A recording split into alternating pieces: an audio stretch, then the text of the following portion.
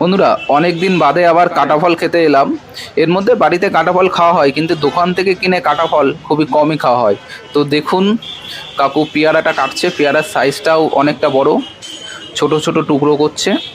আর দেখুন ফলও অনেক কম আছে। এই যে এটা হচ্ছে আনারস আছে, আনারসটা কিছুক্ষণ আগেই টুকরো টুকরো করে রেখেছিল, এবার ছোট ছোট টুকরো টুকরো করে দিচ্ছে। এটা দেখো, এটা হচ্ছে তরমুজ। তরমুজের কালারটা একবার তোমরা দেখো, একদম পুরো লাল, দেখতে দারুণ লাগছে। এটা হচ্ছে পেঁপে।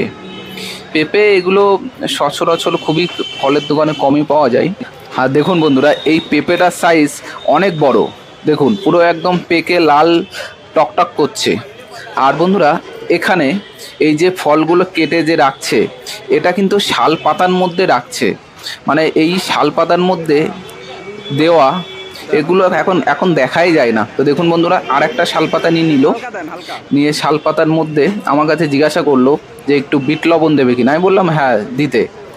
তো দেখুন বন্ধুরা কত সুন্দর লাগছে, কালারটা একবার দেখুন। বন্ধুরা ভিডিওটা যদি তোমাদের ভালো লাগে, ফলো সাবস্ক্রাইব করে পাশে থাকুন। দেখা হচ্ছে নতুন ভিডিওতে। চলো।